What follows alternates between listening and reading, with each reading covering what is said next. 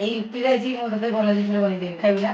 ଏଠି ମୁଁ ନେଇଛି ପିଆଜ, କଟା ପିଆଜ ନେଇଯାଇଛି, ଆଉ କ୍ୟାପ୍ସିକମ୍ ନେଇଛି, ଟମାଟୋ ଆଉ ଫାଳେ ଗାଜର ନେଇଛି।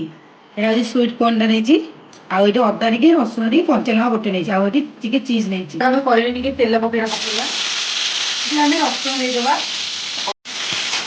ହେଇଗଲାଣି କାଢି ଦଉଛି ଡାଇରେକ୍ଟ, ଏଟା ଥଣ୍ଡା ହେଲେ ବାଟିବି।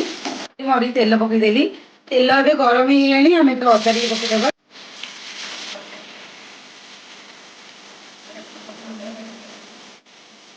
ଦେଇଦେବା ଆମେ, ଏଇଟାକୁ ଆମେ ଗ୍ରାଇଣ୍ଡିଙ୍ଗ କରିଦେବା। ତ ଦେଖନ୍ତୁ ଟମାଟୋ ଆଉ ରସୁଣକୁ ଗ୍ରାଇଣ୍ଡିଙ୍ଗ ଏଇଟା ପକେଇଦେବା। ଦେଖନ୍ତୁ ପାଣି ଦେଇଦେଲି ମଧ୍ୟରେ ମ୍ୟାଗି ମସଲା ଟିକେ ପକେଇଦବା। ଫୁଟିଗଲାଣି, ଆମେ ଏଥିରେ ମ୍ୟାଗିଟାକୁ ପକେଇଦବା। ଦେଖନ୍ତୁ ଆମେ ଢାଙ୍କି ଦବା, ଢାଙ୍କିଟା ପୁରା ସିଝି ଆସିଲାଣି ଦେଖନ୍ତୁ। ତ ଏଠି ଆମେ ଚିଜଟାକୁ ପକେଇଦବା, ଚିଜ ମ୍ୟାଗିଟା ଆମର ପୁରାପୁରି ହେଇଯାଇଛି। ତ ଏଠି ପିଆଜ ପକେଇଦବା। ମୁଁ ନୂଆରେ ବନେଇଛି, ତୁ ଖାଇକି କହ କଣ ହେଇଛି। ବଢିଆ ହେଇଛି। ମାନେ ଆପଣମାନଙ୍କୁ ଆଉ କଣ କଣ ରେସିପି ଦରକାର କମେଣ୍ଟରେ ନିହାତି ଭାବେ ଜଣାନ୍ତୁ। ନୂଆ ଜିନିଷ ଦେଖିବା ପାଇଁକା ମୋ ଚ୍ୟାନେଲକୁ ସବସ୍କ୍ରାଇବ ନିହାତି ଭାବରେ କରନ୍ତୁ।